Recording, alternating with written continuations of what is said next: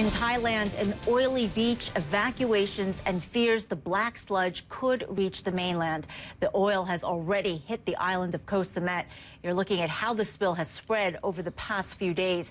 PTT Global Chemicals says 50,000 liters of crude leaked from an offshore pipeline over the weekend. We're going to go now live to Andrew Stevens, live at Koh Samet. What is the latest, Andrew?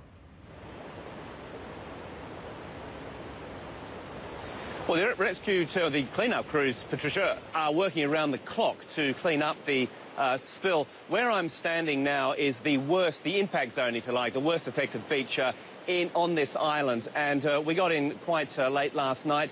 Crews were down there cleaning up. There is a very thick, black, oily sludge. There are probably 20 or 30 big vats of crude oil now on the beach waiting to be collected. This stuff has been taken out of the water. The good news, if there is any good news out of this, is that the clean-up crews estimated, in fact, PTT, who's in charge of the clean-up, they are the people who's accepted responsibility for the spill in the first place, they say they've probably cleaned about 70% of that 50,000 litre spill, 30% still to go. They think they should be able to clean it up by Saturday at the very latest. As I said, working around the clock. It's interesting, this beach, it's a beautiful beach. Most of the oil seems to be concentrated in half of the beach. I was walking along it early this morning. It's still only about 5 o'clock here.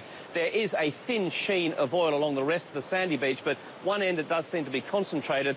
But so far, we have heard this is really the only beach on this island that has been heavily impacted. Other more popular beaches, a little bit further south than where I am, are still unscathed at the moment, but as I said, there's still some oil in the water around this island.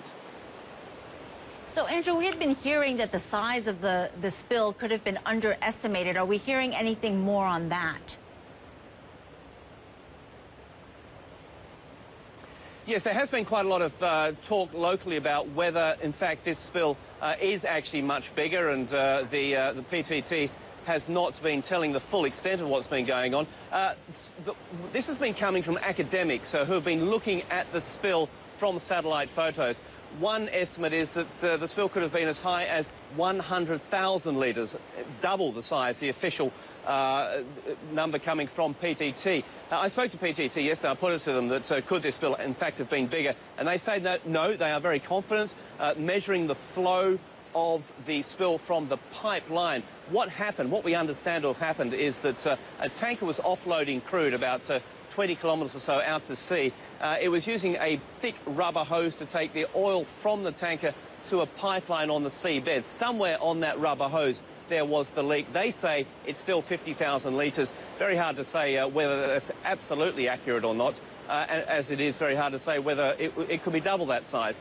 But we'll really have to wait and see. If you look at a satellite picture, authorities will tell you it actually looks worse than it is, because the satellite pictures don't really differentiate between the heavier deposits of oil in the sea and just the lighter sheen. It all looks like one large black stain at the moment. So the PTT is saying, no, we are sticking by 50,000 litres, which is obviously still significant.